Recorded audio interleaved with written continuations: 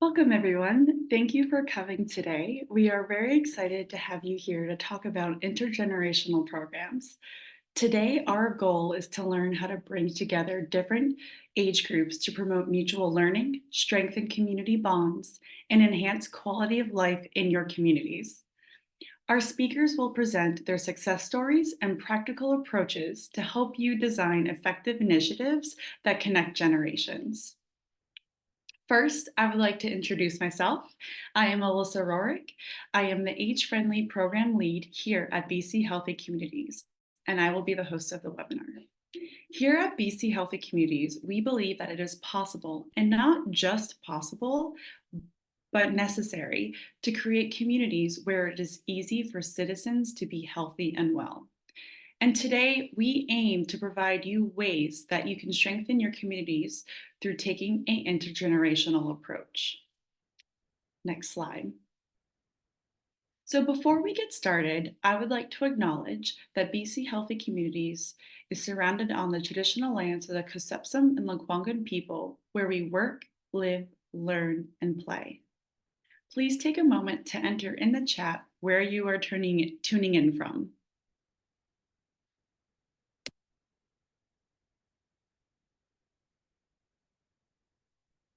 Next slide.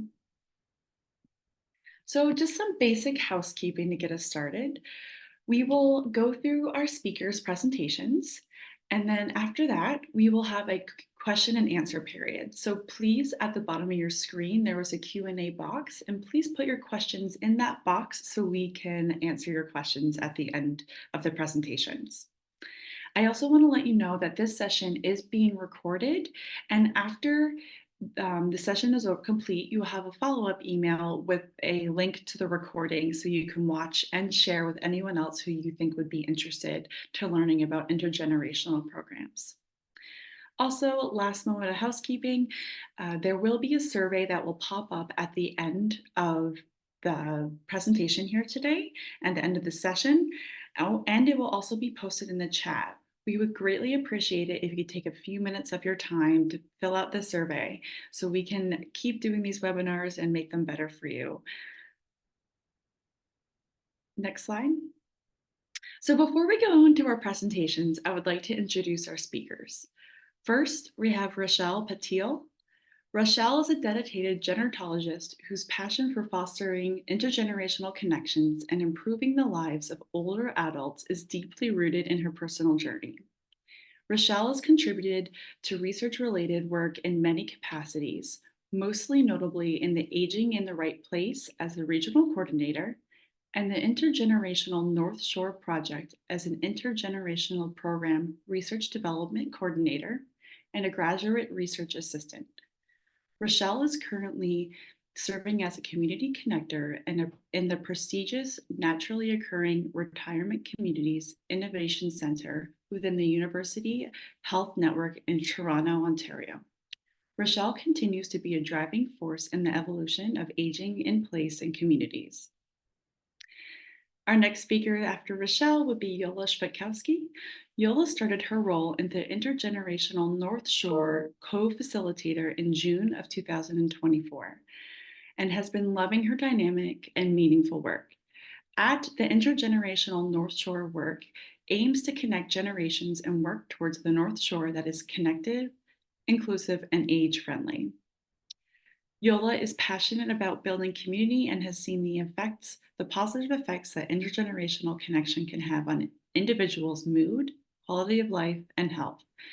She hopes that this deep and impactful way of connecting will continue to grow and be a staple of community going forward. Our other speaker, along with Yola, is Caitlin Swile.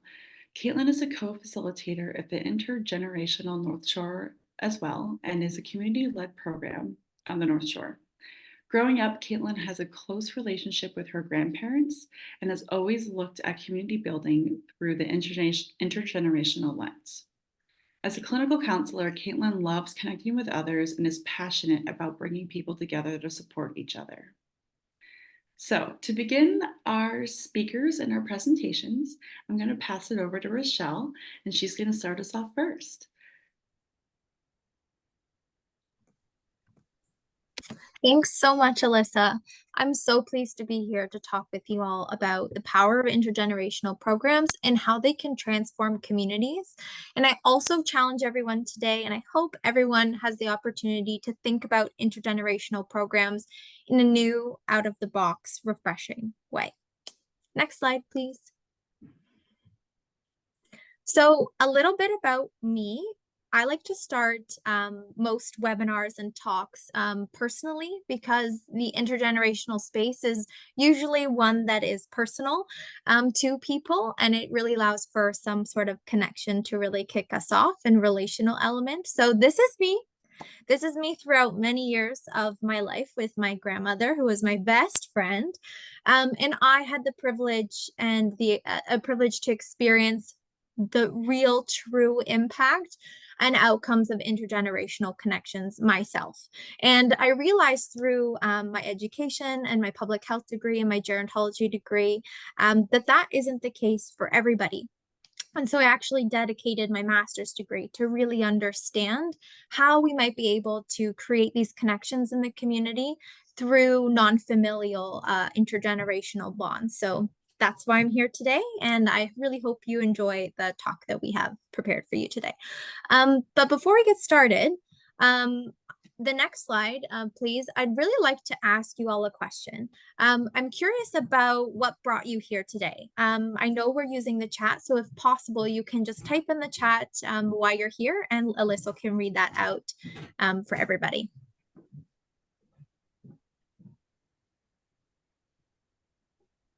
If it's personal, if it's professional, if you're trying to start up an intergenerational program, you want to refine an intergenerational program, you want to learn more, what is it?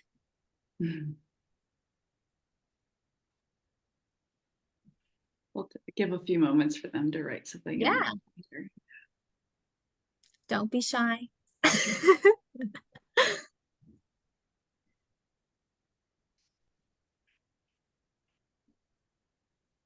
Okay.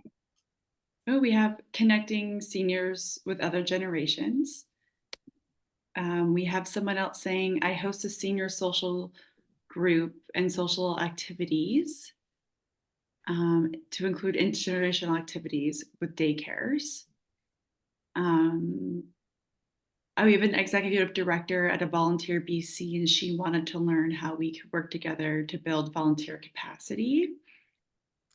Some are interested in learning how connections can be made. Someone else works with K through 12 schools, and she would like to develop programs connecting children with seniors. We have two other groups who would like to host intergenerational activities in 2025, and they're looking for more tips. A lot looking for learning to start bringing in more intergenerational lens into their current projects and their current community stuff. If someone had a great comment here being like, she's a fellow community connector, and intergenerational relationships is such a big piece of aging in place. So she's super excited to learn more. And we have another programmer as well. So Perfect. So yeah, great Awesome. feedback. Thanks. Okay, it's just so great to know where everyone's coming from. So I always love to ask that question. So thank you everyone for being open to sharing. Next slide, please. And the last interactive thing for a while, I promise. I just wanted to ask everybody what comes to mind when the word intergenerational is said. I want to know, I'm curious what you think, what you feel. Do you have a specific memory? Is it associated with food or smell or taste? Just really curious. Cool. Our first couple responses here, we have a mix of old and new people, family and friend gatherings, exchanging values and memories, learning, social connection, family history, connecting different age demographics,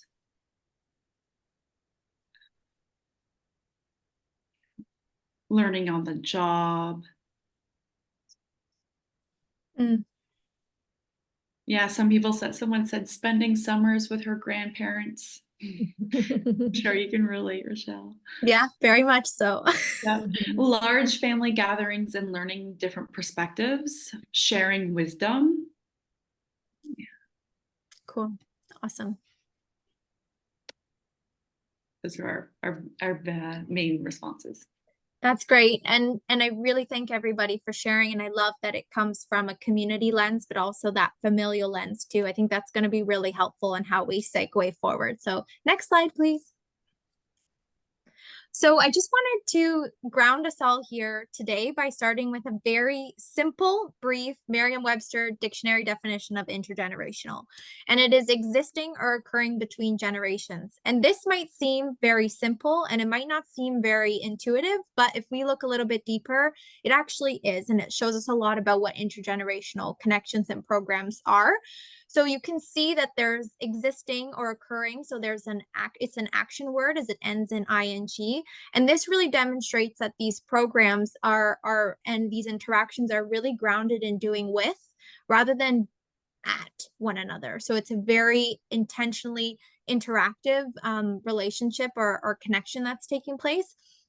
And it actually goes beyond that old and young perspective and really looks at generations as a whole. There's about 6 generations living right now, if I can remember that correctly.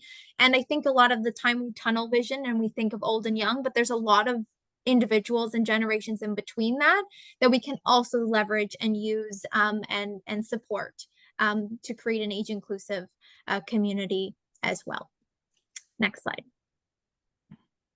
And because that definition is not enough, and because there's so many definitions and there's not one agreed upon one, a bunch of us at the in the Intergen project, which Caitlin and Yola work at, and you'll get to talk with them soon, we created an intergenerational program definition officially.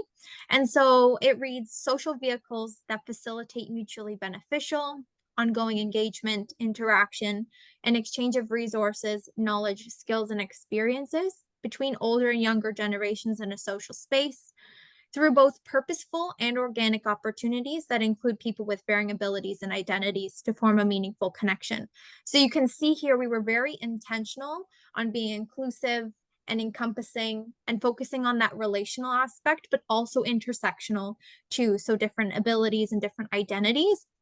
And a lot of the existing definitions don't include that. And I love that a lot of what your comments were when you think of intergenerational were included in here, which is very great and very positive. Next slide, please. So I wanted to take a second for us to reflect. No need to comment unless you feel the need to in the chat, but I wanted to take an opportunity to zoom out and ask ourselves what shifts in society are taking place or have taken place that could impact intergenerational relations. And I know one person mentioned that big, large family gatherings that used to happen. But is there anything else that maybe you can think of or sit with that has caused the need for intergenerational programs to exist in that shift? So I can read through. Oh yeah, Alyssa, go ahead. Yeah, I can read through for them. We have a Perfect. couple big responses being like lack of third common spaces. COVID has a massive impact on interactions, or COVID had a massive impact interactions. And those are our 2 responses. Awesome. Most of the time people comment tech because the picture people are on their phones, but yeah, tech is also a really, oh, there we go, social media and computers. Yeah. Many families live far away from each other, like the distance is hard. Awesome. Okay, we'll jump to the next slide. So there are 5 key societal shifts that are taking place in impacting these intergenerational connections. And just to start off and lay a foundation is we're actually shifting and are in this beanpole family structure right now where life expectancy of individuals is increasing, like most of us know, but also there's fewer children being born, which doesn't create much opportunity for that organic interaction of generations, while at the same time there's a decrease in marriages and an increase in divorce. So there's lots of family fragmentation happening as well. And on top of that, our society is segregated by age. It doesn't lend for intergenerational relations to just naturally take place, as institutions are segregated, programs are segregated by age, services, and even one's patterns of lives are all really focused on age and that being segregated. And what happens when that happens? There's a generational divide. And older adults are actually the largest egg segregated group in North America.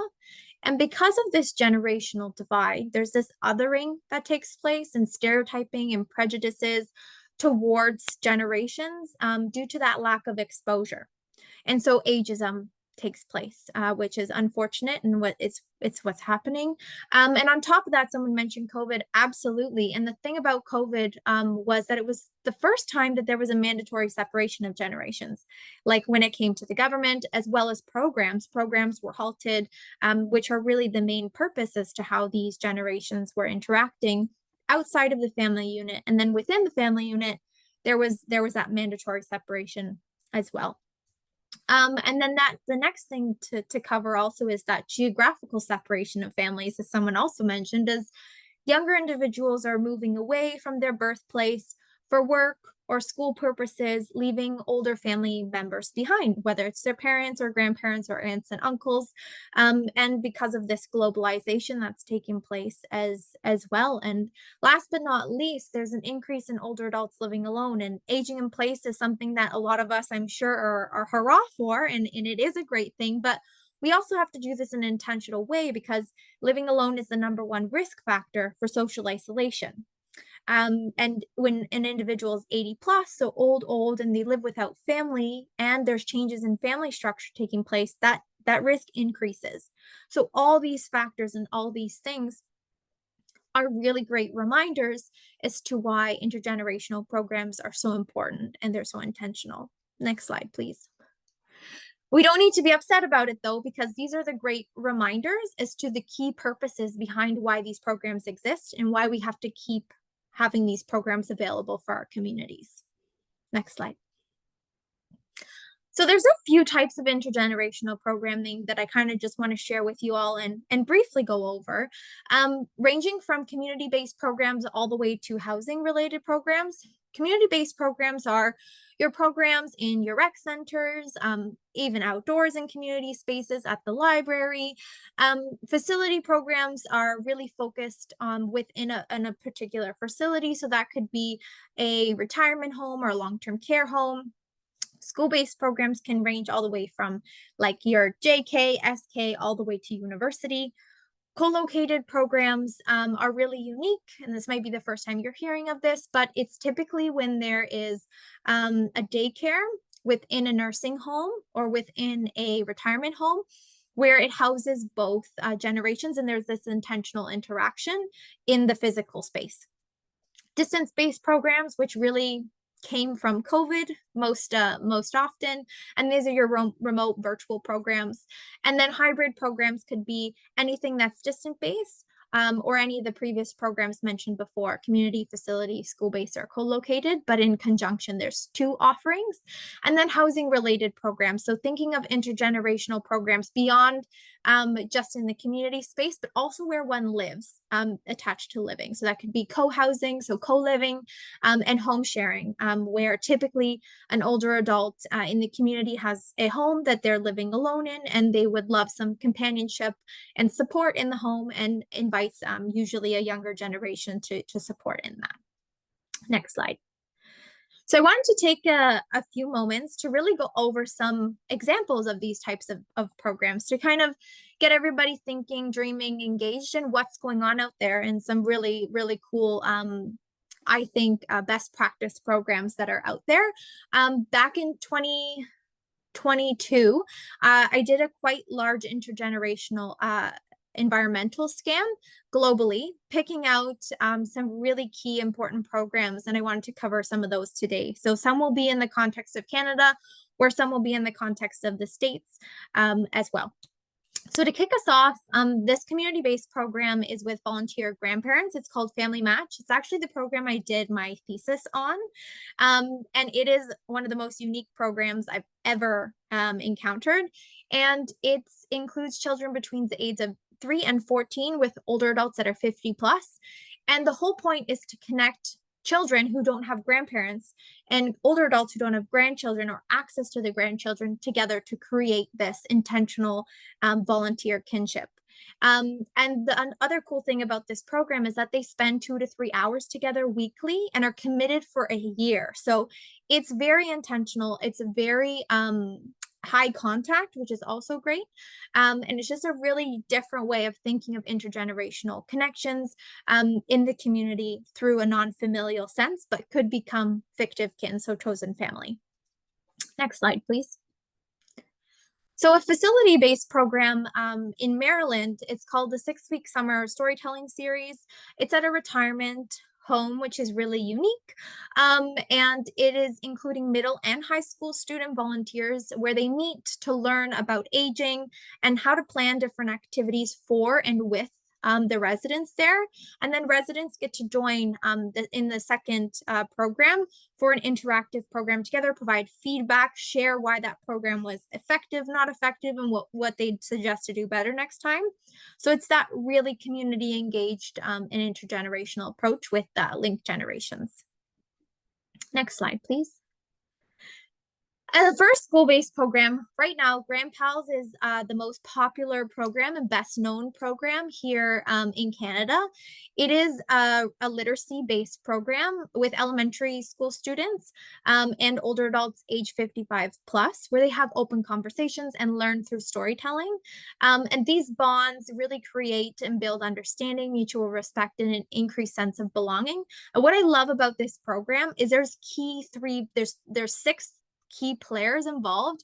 So there's a grandpouse, the older adult, a host teacher, program coordinator, community champion, students, and grandpouse staff. So it really takes a village to create these programs and sustain these programs. And through these partnerships and different people at the table, it's able to happen. And this takes place in Ontario, Quebec, Saskatchewan, and Manitoba as of right now. And another thing I wanted to mention to kind of hone into the BC context is this really cool Golden Star Awards that the BC Retirement Teaching Association puts together. And every year they provide an award, a Golden Star Award, to a school or a classroom initiative between kindergarten and grade 12 that is intergenerational in focus. So an intergenerational program within the school sphere. So it's worth checking out on their website too. Thanks so much. For co-located programs, Regina seems to be the champion in Canada regarding this. Harbor Landing Village is a independent assisted living and home care support service. So it is a residential facility where they have a little village preschool, but they also have childcare within the home, which is amazing, ranging from 6 weeks to 12 years of age. And every day, the children interact with those who live at Harbor Landing Village through story time, baking club, and different interactions. And then there's this really cool intergenerational classroom in Regina where there are a selected 20 grade 6 children from different schools all come and create this one classroom environment with older adults in long-term care for their grade 6 year. And this is at the Sherbrooke Community Center, so at a community center and in a separate school, where they intentionally daily interact with older adults in long-term care, which is super cool and a super interesting way to create an intergenerational program. Next slide, please. Then we have our distance-based and hybrid program. Cyber Seniors is a really cool program that came about not too long ago. It's a nonprofit organization that provides older adults with tech training using an intergenerational approach, where young people, usually youth, but sometimes older individuals too, provided with lessons and learning to train and act as digital mentors for older adults. And this is through in-person programs, remote programs, as well as one-to-one or group learnings across North America. So they've been really expanding. So if you're interested in tech and you want to provide some support in your communities, these guys would be a good place to look as well. Next slide, please. And last but certainly not least, there's housing related programs, as I previously mentioned. And usually we don't think about these ones, but I really encourage us to. And the Bridge Meadows program is the most heartwarming and compassionate program I can think of. So I wanted to end off with it.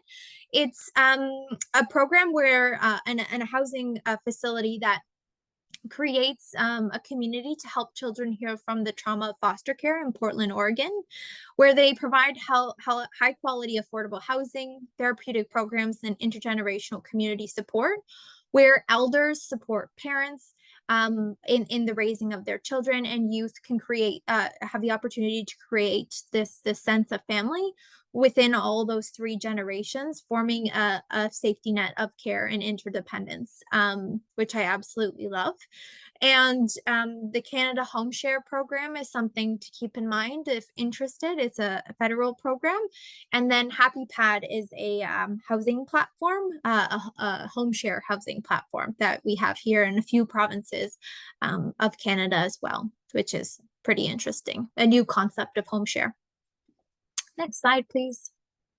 So just to wrap it all up in a little bow, there's quite a range of different types of intergenerational activities, and these can typically be grouped into these categories here, which are art-based, education-based, companionship and conversation, outdoor nature, food-based, game-related, movement-related, or instrumental acts of daily living. So IADLs for short, really focusing on the things that need to get done in daily life, such as shopping, banking information, maybe some garden work, that sort of thing.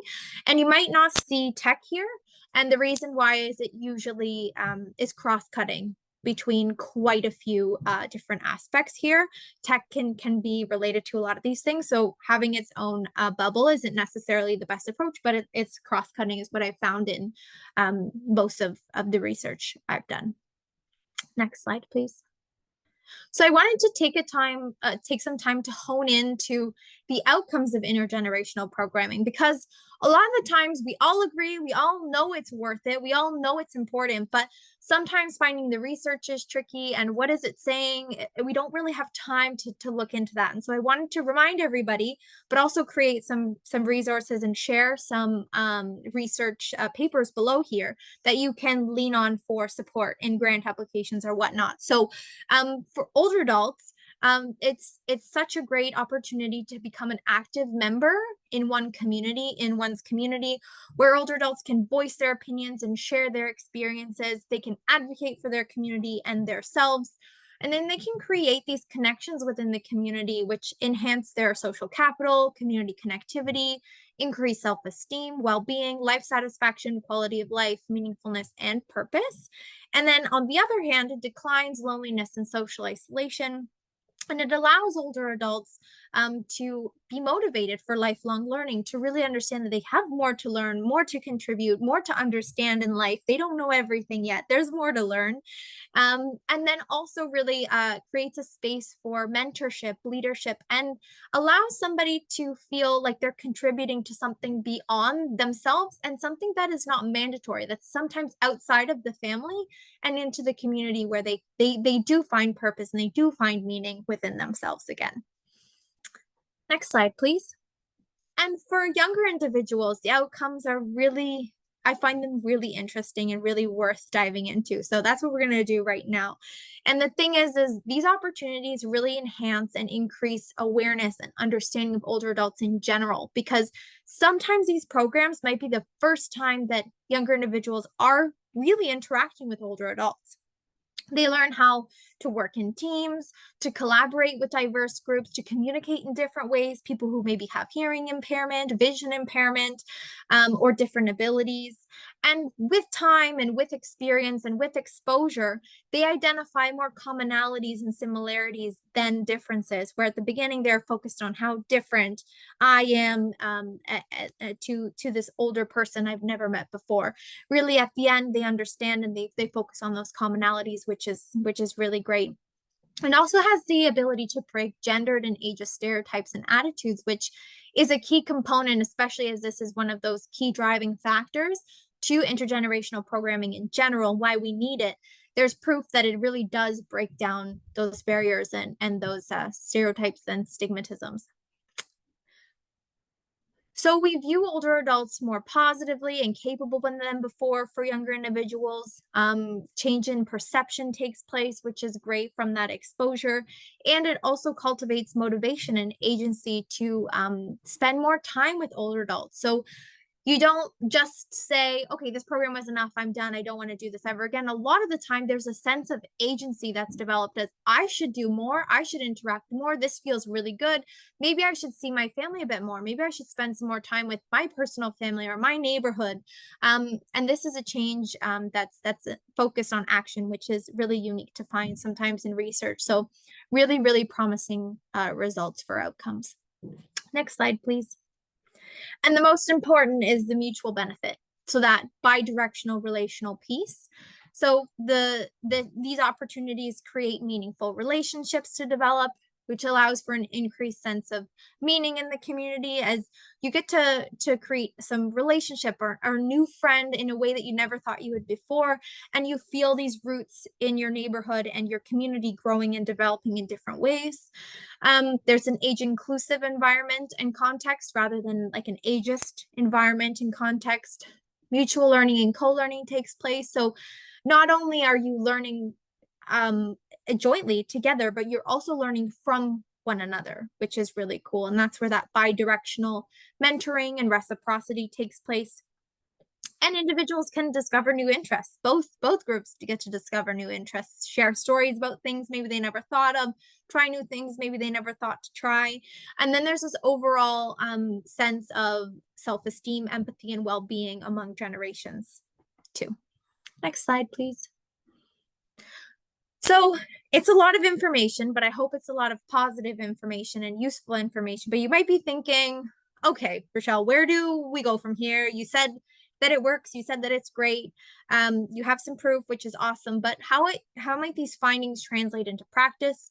And how do I set my community or organization up for success in an intergenerational fashion? Next slide.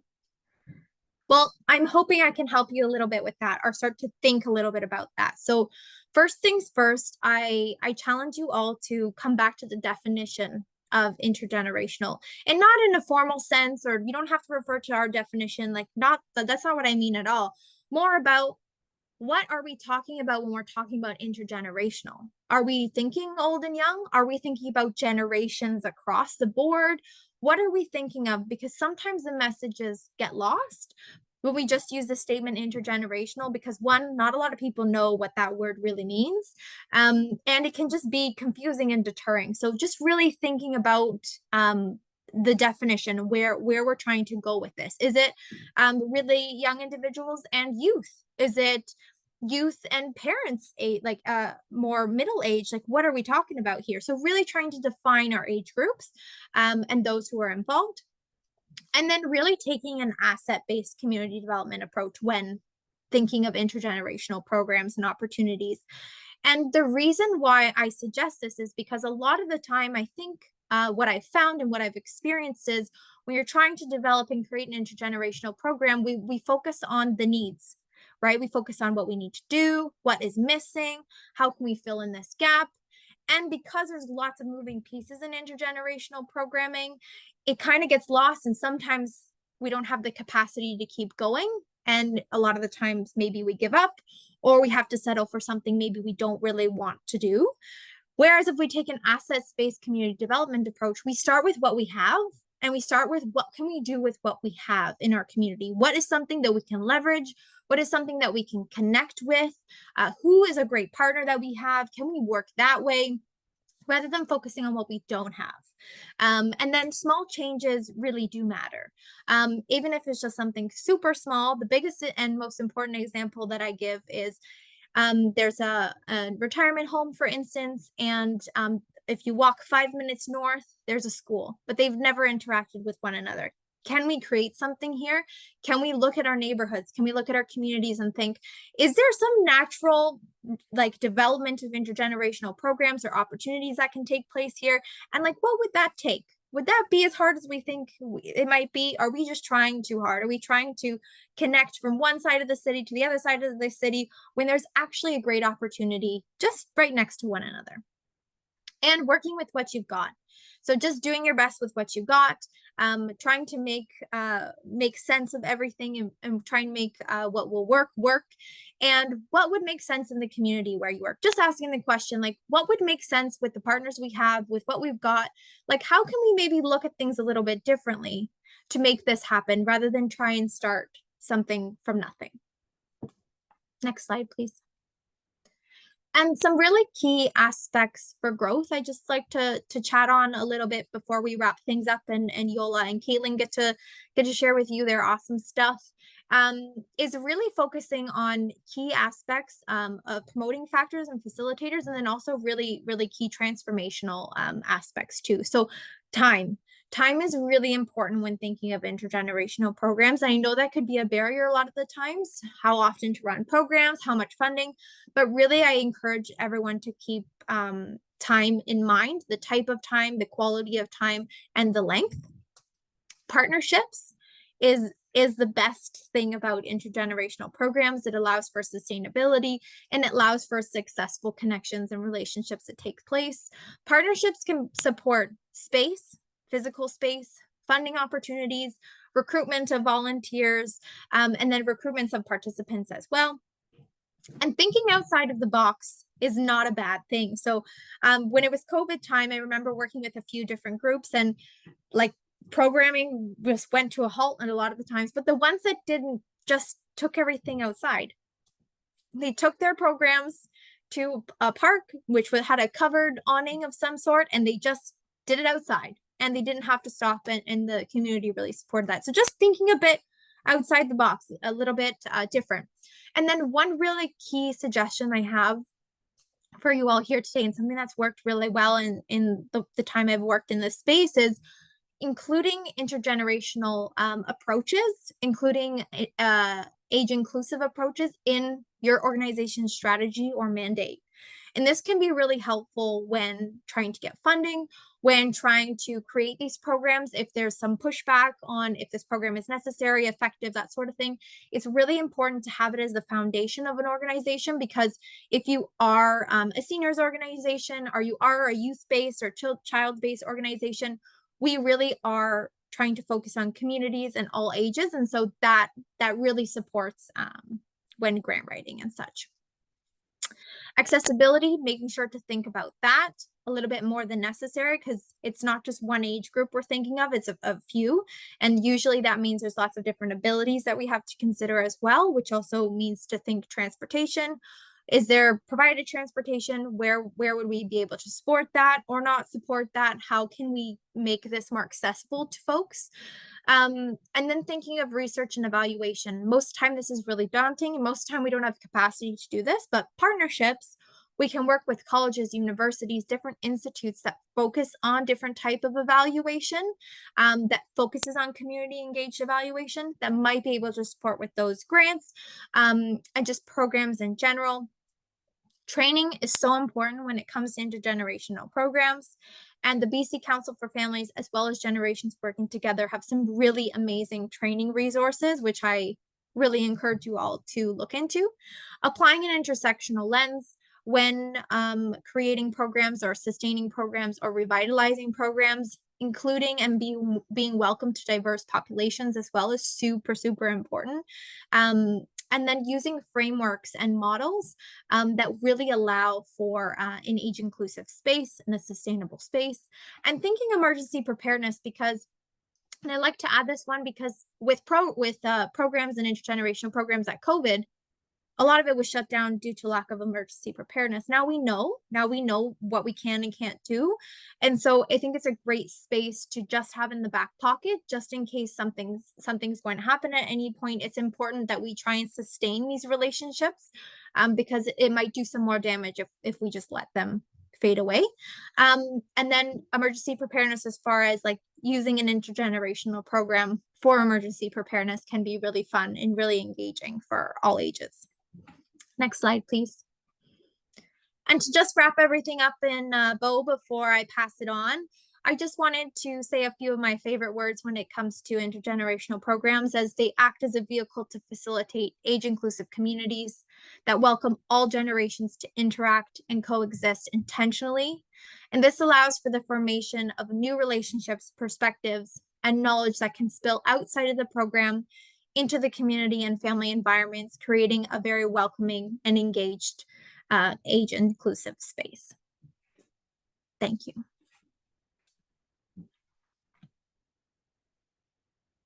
Amazing. Thank you so much, Rochelle, for sharing your background and your research and experience and whatnot. I see there are some questions already. We will get to those at the Q&A period. We're just going to have Yola and Caitlin speak first about their experience with their Intergen North Shore program. So please, as you go through the presentations, enter any of your questions in the Q&A box. So now we're going to move forward with Caitlin and Yola. So take it away, girls. Great. Hi, everyone. Thank you so much, Rochelle. That was such a great presentation, and I think a really great way to just start us off and give us a foundational understanding of what the intergenerational space can look like and how it can play a role in creating positive change in our community. So thank you so much. And Yola and I are very happy to be here today to share about Intergen North Shore, which is a program housed at North Shore Community Resources that aims to bring together many different players on the North Shore to create momentum towards a more intergenerational community here. And we aim to enhance belonging, inclusion, and combat ageism, social isolation, and loneliness, and some of those other things that Rochelle touched on when we talk about shifts in our society. And we operate from the belief that a complete community makes space for voices of all ages, and that creating connection between folks of different generations has the potential to enhance lives both on an individual and on a societal level. And we're really excited to share about the project because it is a passion project for both of us. And we're going to focus on how the Intergen North Shore program is a community-wide project and very collaborative. And we are aiming to stimulate opportunity for Intergen to be integrated into everyday life here on the North Shore and beyond, providing education and raising awareness of the benefits of cross-generational connection. And we'll touch on also some of the events that we run. Next slide, please. Yeah, so I'm Yola. Thanks for having us here today. And I'm going to introduce you a little bit to the Intergen North Shore team. So we have June Maynard, who is absolutely amazing. She is a community champion and volunteer for Intergen North Shore. And she essentially founded the program. So she had worked in Intergenerational Mother Goose, which is a program that brings parents and babies into long-term care seniors' homes and runs stories and song circles. It's a beautiful program. And she was inspired by running that program to start Intergen North Shore, to develop more intergenerational programs and just advocate for it, let people know how amazing this kind of work is. So very grateful to her, and she's really the spirit behind this program and how it started. And then there's Caitlin and I, and we started in June 2023. So we've been working on the program since then, developing it, building it, and we're so grateful to be doing this work. We've seen so many amazing connections, and we're just really excited to see how it continues to grow. So next slide. Okay, so just to give you a background and history of the Intergen North Shore project, as mentioned before, the project started as the dream of June and was kind of her retirement project. So in July 2019, she put out an open call to many of her contacts from working in community work to gauge interest in a community-wide intergenerational network on the North Shore. And she got an amazing response almost immediately. So from that response, there was a steering committee and a community table formed. So the steering committee was a smaller group of really interested individuals, and then the community table was more of a large group. And they also formed a partnership with the SFU gerontology department. And of course, this brings us to 2020, and we all know what happened then. So COVID-19 hits, it stalled a lot of the on-the-ground momentum. And so the Intergen Steering Committee decided to turn towards more of a research focus. And so they brought on an SFU gerontology grad student who you've met here today. That was Rochelle. And she helped them to do 3 phases of research. So phase 1 was a literature review and semi-structured interviews with community contacts on the North Shore, and then a data analysis of those interviews. And this was a chance to really survey the intergenerational landscape and to understand the benefits and the opportunities, and to get a sense of like what's already happening here and where there was challenges that existed. And then that brings us to phase 2. So this was a community survey and more semi-structured interviews with both service providers and participants in intergenerational initiatives. So this also was the point where they did an interagency presentation put together to start mobilizing the community and generate some energy and collaboration around intergenerational initiatives. So phase 3, Rochelle mentioned, was the scan of the best global practices for intergenerational programming. So this was through data collection and interviews to get a sense of what was working globally and to gain insights from practitioners who are doing this around the world. And so from these research phases, 2 online resources were developed, which was the resource hub and the program directory, and those will be shared with you later as well. And these research phases were really helpful because they gave us a really nice broad community assessment and a better understanding of the local context here on the North Shore, as well as globally. And it brought together academia and community building work to give us really valuable insight onto what was going to be valuable here and how to best serve the community. And it also allowed us to work from an evidence-based foundation to give us direction for the more action-focused phases to come. And Yola will share about those. Next slide, please.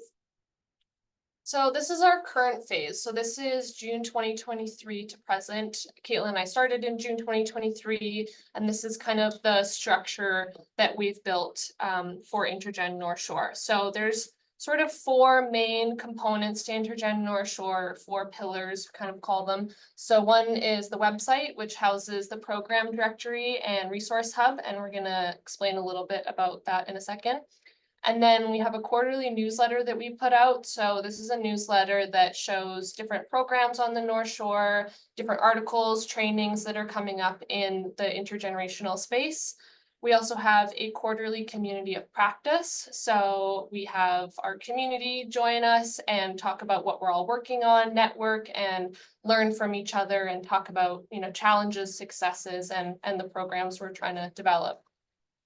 And then the last component is the direct programming piece. So this is based on a connection we have with a local elementary school. So we bring them into seniors housing buildings and run different programs.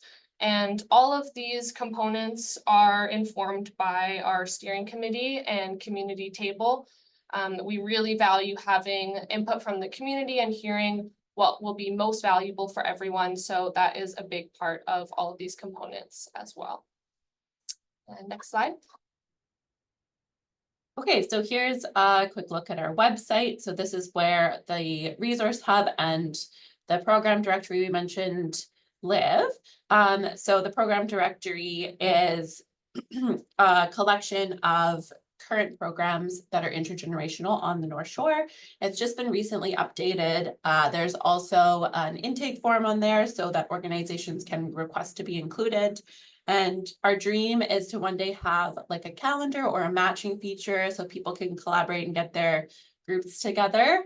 And the link to this program directory was just shared for you in the chat. And then next slide, please. And this is the resource hub, also found on the website, and there's a link in the chat there as well. So this is a section of the website that has different toolkits, resources, articles, research that you can look to help develop an intergenerational program or just learn more about intergenerational programming. And we're also going to provide a resource sheet that has a list of some of the top resources that we suggest you look into if you're wanting to learn more. And next slide. Okay, and then this is a few snippets from our newsletter. So it's a quarterly edition. It goes out to subscribers, mostly our community table, and then is also available on the website. So a great informational source. We've got program highlights, articles, features, updates, lots of different topics. So the link has been shared here as well if you would like to subscribe to that. And then next slide, please. And our community of practice. So this is another one of the pillars of Intergen North Shore is this community of practice. It happens quarterly and we bring together the community. We have over 70 individuals on the community table and they're members from a bunch of different organizations. It's from schools, other nonprofits, rec centers, libraries. We all come together to chat, to brainstorm. Our March community of practice, we had Isabel McKenzie, the previous seniors advocate, come speak to us over Zoom, and she was amazing. She shared some of her perspectives on intergenerational programming. And then in our September, our upcoming community of practice, we have Dan Levitt is going to come speak to the group. So he's the new BC Seniors Advocate, and he's going to touch on his perspectives about intergenerational connection. So these are just really valuable sessions to continue to build momentum and advocate for this kind of work. And next slide. And then this is the steering committee. So this is that smaller group that provides direction to the project.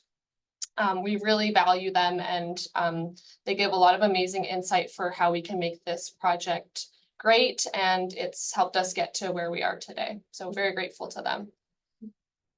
Next slide. Okay, so we did want to end the presentation on sharing some stories from the direct programming and events that we've held. It's great to, learn all about intergenerational connection, to learn about the benefits and all of that and do research. But it's really in the moments when you witness the magic in action that reminds you why it's so important and why it has the capacity to actually create such a difference in so many lives. So these photos are from an event we held with a local elementary school and older adults from the community. They got together in groups to build cool kits for vulnerable seniors ahead of a heat wave. And it was a super fun event. The kids all brought questions to ask the seniors after they built the kits. And they had really great conversations. The kids were really respectful and curious. And the seniors were just really enlivened by it. And they felt that their opinions and that their voices were valued.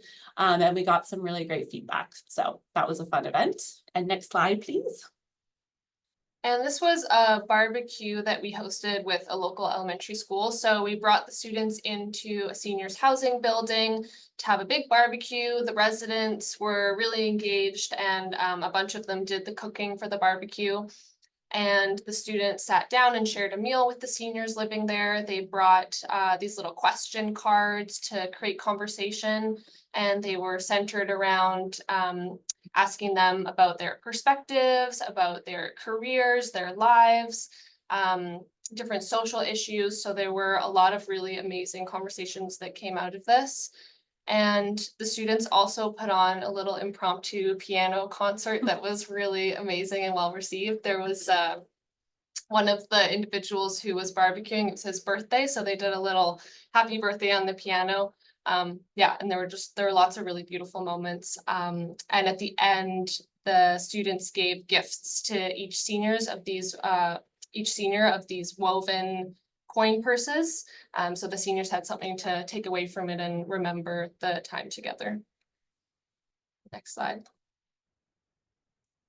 Okay, and then these are a few more pictures. So top right is a Halloween event we did with the local daycare. We did like a story and circle time songs, Halloween songs at a seniors housing residence, and so that was super fun and adorable. We did a holiday card project with our Better at Home program to seniors of the friendly visiting program who tend to be more socially isolated. So a local elementary school class wrote those.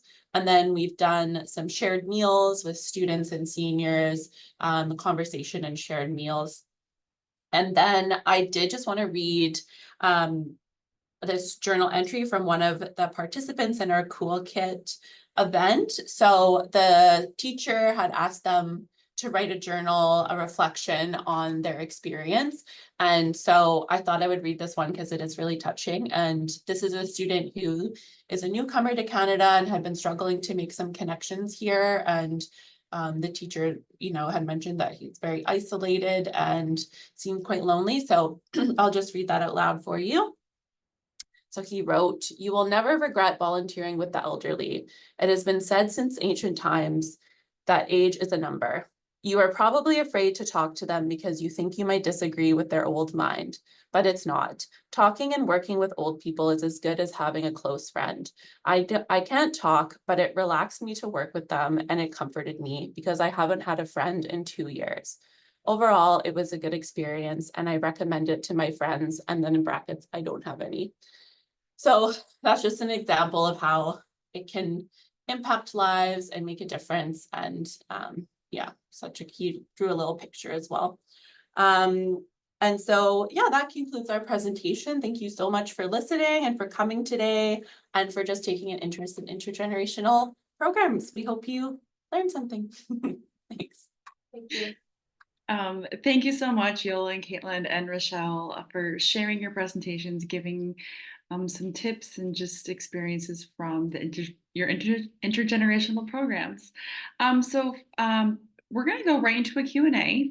So we have 3 questions already. And as we go, please, people, anyone who would like to have a question, please enter in the Q&A. And Rochelle, Yola, and Caitlin, if you guys can turn your cameras on, please. And I'm just going to go through the questions and you can take turns in sharing, or if you have someone wants to go first and you want to all answer the same question, please do. Just jump right in here. So we're going to get right into it. And the first question we have is, are criminal record checks done on the adults? I'm assuming for like programs and things that we use for intergenerational work. And I didn't know if you had any experience with that. Yeah, so I think that's dependent on the program. I've definitely heard of the more structured long-term programs where they would have like a grandpals or volunteer grandparents. I believe criminal record checks are done. We've never done them for the more one-off events. They're very supervised.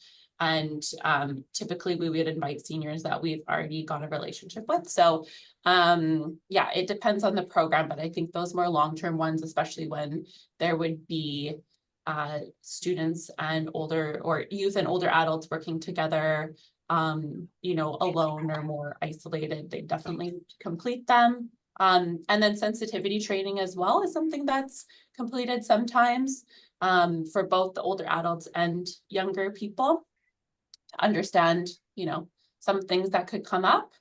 Any of you two have anything to add? Yeah, I think that's a great answer. Yeah, I totally agree. Yeah, I agree as well. And I think that question might have come from the Family Match program because it's so intense and it's so long and it's so long term as well. And I think that That's maybe where they're coming from, as well as like school programs, when it's maybe not supervised like to a specific degree. Then totally agree with what Caitlin said. Yes, they are usually mandatory in that respect, which makes sense. Awesome. Thank you. So our next question is, would it be possible to access Rochelle's environmental scan to learn more about programs? Yes, of course.